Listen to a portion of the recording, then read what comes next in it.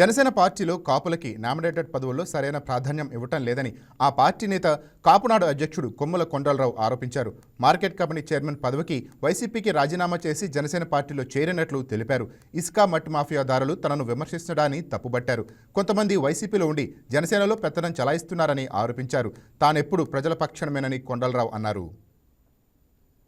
వర్గం కాపునాడు అధ్యక్షుడిగా పనిచేస్తూ ఉన్నాను. నేను అదే రకంగా జనసేన సీనియర్ కార్యకర్తగా కూడా నేను పనిచేయడం జరుగుతుంది. అలాగే పవన్ కళ్యాణ్ గారు సమక్షంలో నేను జాయిన్ అవడం జరిగింది. కందుల దుర్గేష్ గారి సమక్షంలో, నాదండ్ల మనోహర్ గారి సమక్షంలో నేను జాయిన్ అయ్యాను. కొంతమంది నన్ను విమర్శిస్తున్నారు. విమర్శించే స్థాయి మీది కాదు. ఎందుకంటే నేను ఎలాంటి తప్పులు ఏ పార్టీలోని కూడా నేను చేయను. ఇసుక దోసుకోవడం కానీ, మట్టి దోసుకోవడం కానీ, చెడు పనులు కూడా నేను ఎప్పుడు చేయను. నేను విమర్శించిందల్లా ప్రజల గురించి నేను మాట్లాడతాను, ఏ పార్టీలో అయినా సరే. మరి అలాగే వైఎస్ఆర్ పార్టీలో కూడా నేను మాట్లాడటం జరిగింది. నిజాలు మాట్లాడితే కొంతమందికి విరోధంగా ఉంటుంది. నన్ను మరి తప్పనిసరిగా మంచి మనసు చేసి మరి పవన్ కళ్యాణ్ గారైనా, అదే చంద్రబాబు నాయుడు గారైనా, లోకేష్ గారైనా, పవన్ కళ్యాణ్ గారు కానీ, ఎమ్మెల్యే గారు కానీ మరి ఒక్కసారి ఆలోచించాలి. నేను మాట్లాడిన దాంట్లో ఎంతవరకు నిజం ఉంది.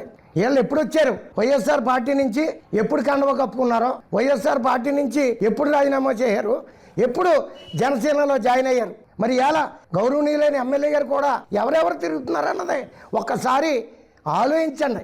ఎందుకు చెప్తున్నారంటే ఇవన్నీ కూడా మాకు ఫోన్లో వస్తున్నాయండి. ఇప్పుడు కూటమి ప్రభుత్వంలో మీరు ఎంతమందికి తెలుగుదేశంలో ఇచ్చారు, అలాగే జనసేనలో zero.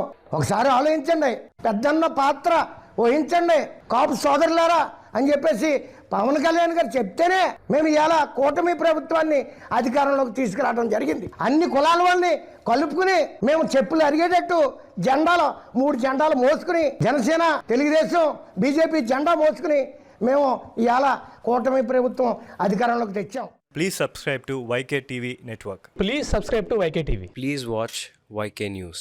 Don't forget to subscribe YK News channel.